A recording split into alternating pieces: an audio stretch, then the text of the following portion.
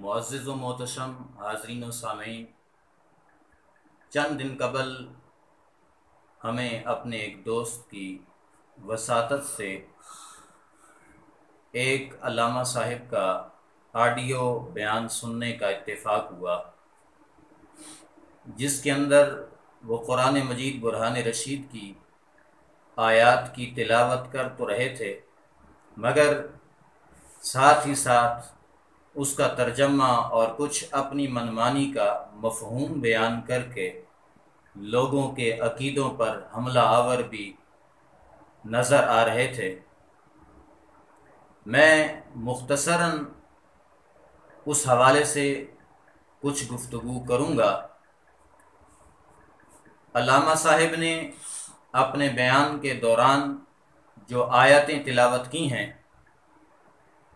वो आयतें तिलावत करके ये चीज़ अपने सामीन को बावर करवाना चाह रहे थे कि अंबियाए कराम अलैहिमुस्सलाम अपनी कब्रों के अंदर ज़िंदा नहीं हैं। यानी उनका असल जो मकसद था, मुद्दा था, वो ये था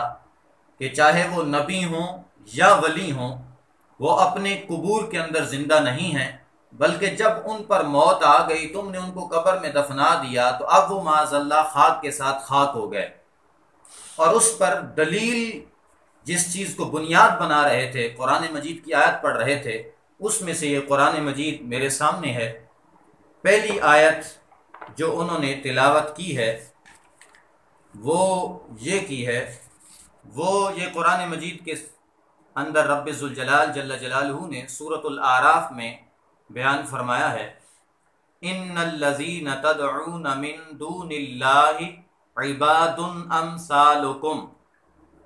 अब अल्लामा सज्जादुर रहमान साहिब ये आयत पढ़ के तो इसका तर्जमा कैसे बयान कर रहे थे, और तर्जमा बयान करके तो बावर ये करवा रहे थे कि अंबिया और औलिया कब्रों के अंदर जिंदा नहीं होते। अब तर्जमा कैसे उन्होंने बयान किया अपनी ज़ुबान के अंदर कि ये सूरतुल आराफ है, आयत नंबर 194 है। अल्लाह फरमाता है, ए भी इंसान ने तुहाडी तरह लेकिन तुसा जींदे हो, जबकि इन्हां दी हालत की है। आगे चल के जनाब ने कुरान मजीद दी सूरतुन नहल दी आयत नंबर 21 तिलावत की थी, अमवातुन गैर अहया। अब साथ सारों को कह रहे हैं कि इनकी हालत ये है कि ये मर चुके हैं, ये जिंदा नहीं हैं। बार बार दूसरों को कह रहे हैं अमवातुन गैर अहया, इन दी हालत ये कि इन्हें ते मौत आ गई, जिंदा नहीं। अब इसी के साथ कह रहे हैं कि ए दुनिया तो टुर गए ने, और आगे साथ मुत्तसिल जो कुरान मजीद की सूरतुल हज की आयत नंबर 46 तिलावत कर रहे हैं। अब वो यूं बयान कर रहे हैं, अफलम यसीरू फिल अर्दि फतकून लहुम कुलूबुन याकिलून बिहा औ आज़ानुन यस्माऊन बिहा। अब ये आयत पढ़ के इसका तर्जमा क्या कर रहे हैं अल्लामा साहिब कि जनाब उन्हां दे भी पैर हैं पर टुर नहीं सकते, हाथ उन्हां दे हैं लेकिन पकड़ नहीं सकते, अखी उन्हां दी हैं पर देख नहीं सकते, कान उन्हां दे हैं पर सुन नहीं सकते। अच्छा, अल्लामा साहिब ने ये आयतें पढ़ी,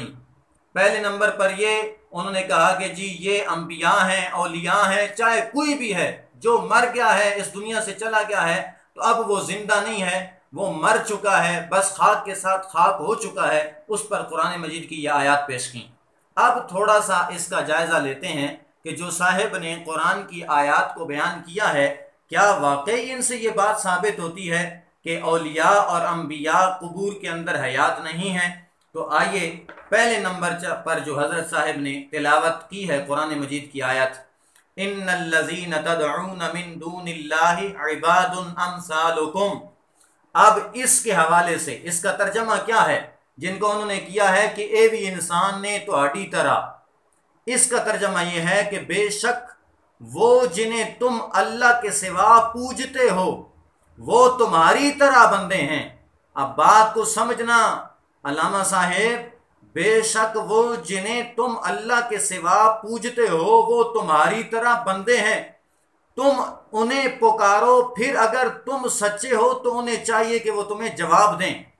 اب یہ جو ہے ان الذین تدعون من دون اللہ، کہ بے شک وہ بت جنہیں تم اللہ کے سوا پوجتے ہو، یہاں پر لفظ تدعون کا معنی ہے تعبدون، یعنی جن کی تم عبادت کرتے ہو۔ تو اس آیت کا خلاصہ یہ ہے کہ اے علامہ صاحب، جو آیت پڑھ کے آپ انبیاء اور اولیاء کی قبور کے اندر زندہ ہونے کے حوالے سے رد پیش کر رہے تھے، اس آیت میں تو انبیاء اور اولیاء کی بات ہی نہیں ہو رہی، اس آیت میں تو بات ہو رہی ہے بتوں کی، اور یہاں تو کفار و مشرکین کو مخاطب کیا جا رہا ہے کہ تم اللہ کو پوجنے کی بجائے بتوں کی پوجا کر رہے ہو۔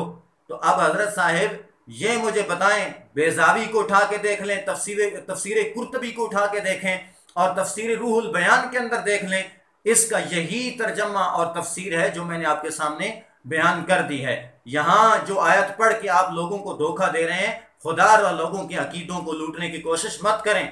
دوسری جو آیت آپ نے پیش کی، امواتن، اے دنیا تو ٹر گئے نے، ٹھیک ہے، اچھا انہاں دی حالت ایوے کہ امواتن، ای مر گئے، ای زندہ نہیں۔ اب چاہے وہ نبی ہو چاہے وہ ولی ہو، معاذ اللہ وہ مر گیا تو خاک کے ساتھ خاک ہو گیا، وہ زندہ نہیں ہے۔ آپ نے باقاعدہ کہا ہے کہ انہاں دی حالت ایوے کہ امواتن، او مر چکے نے، او دنیا تو ٹر گئے نے، او زندہ نہیں۔ اب دیکھیں جناب، یہ جو آیت ہے نا، یہ قرآن مجید کے اندر امواتن غیر احیاء، یہاں دیکھنا اس کا ترجمہ ہے بے جان ہیں، زندہ نہیں ہیں، اور انہیں خبر نہیں کہ لوگ کب اٹھائے جائیں گے۔ امام ابن ابی حاتم اور امام محمد بن جریر طبری اس آیت کی تفسیر میں لکھتے ہیں کہ یہ بت جن کی اللہ کے علاوہ عبادت کی جاتی تھی، یہاں پہ بھی غور کرنا، یہ بتوں کے بارے میں ہے کہ یہ وہ بت کہ جن کی اللہ کے علاوہ عبادت کی جاتی تھی، وہ بے جان ہیں، ان میں روحیں نہیں ہیں، اور نہ ہی اپنی عبادت کرنے والوں کو نفع پہنچا سکتے ہیں۔ یہی بات تفسیر ابن ابی حاتم میں، تفسیر طبری میں، اور انہی بزرگوں کے حوالے سے امام جلال الدین سیوطی نے اس آیت کی یہی تفسیر در منصور کے اندر بھی بیان فرمائی ہے، اور امام فخر الدین رازی تفسیر کبیر کے اندر، اور امام علی بن محمد اپنی کتاب تفسیر خازن میں یہ فرماتے ہیں کہ اس آیت کا معنی یہ ہے کہ اگر یہ بت معبود ہوتے جیسا تمہارا گمان ہے تو یہ ضرور زندہ ہوتے۔ اب حضرت صاحب آپ تو امواتن غیر احیاء اس کو بیان کر کے انبیاء اور اولیاء کا قبروں کے اندر ہی مردہ پڑے رہنا، اس پر دلیل اس آیت کو بنا رہے تھے، جبکہ یہاں تو بات کچھ اور ہے۔ آپ اٹھا کے دیکھ لیں، جتنی بھی مستند تفاسیر ہیں، جیسے تفسیر طبری ہے، سمرقندی ہے، تفسیر ابو سعود ہے، تفسیر قرطبی ہے، اور تفسیر ساوی ہے، اس کے علاوہ بھی جتنی تفسیریں ہیں معتبر اور مستند، آپ ان کو دیکھیں گے تو صراحت کے ساتھ اس آیت میں امواتن غیر احیاء سے مراد بت ہیں۔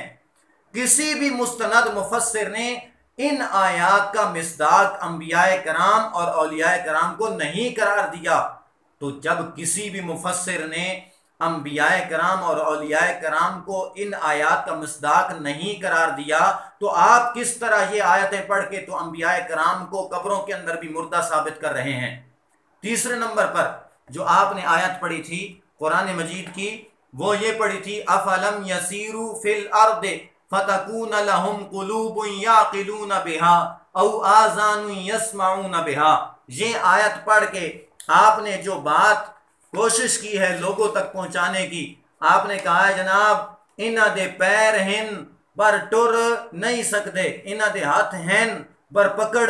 نہیں سکتے، انہاں دے جناب کن ہن پر سونا نہیں سکتے۔ تو سچ جناب ای آیت پڑھ کے انبیاء اور اولیاء پر فٹ کر رہے تھے کہ جناب انبیاء قبور کے اندر ہیں، اولیاء قبور کے اندر ہیں، لیکن وہ تو چونکہ مر چکے ہیں، اب وہ ان کے کان ہیں مگر سنتے نہیں، ان کی آنکھیں ہیں مگر دیکھتے نہیں، اب ان کے جناب ہاتھ ہیں مگر پکڑ نہیں سکتے، پاؤں ہیں مگر چل نہیں سکتے۔ تو صاحب ذرا دیکھنا یہ ہے کہ یہ کیسے آیت آپ نے انبیاء پر فٹ کی ہے۔ یہ سورۃ الحج ہے، آیت نمبر 46 ہے، اس کا ترجمہ ذرا سماعت کیجئے گا۔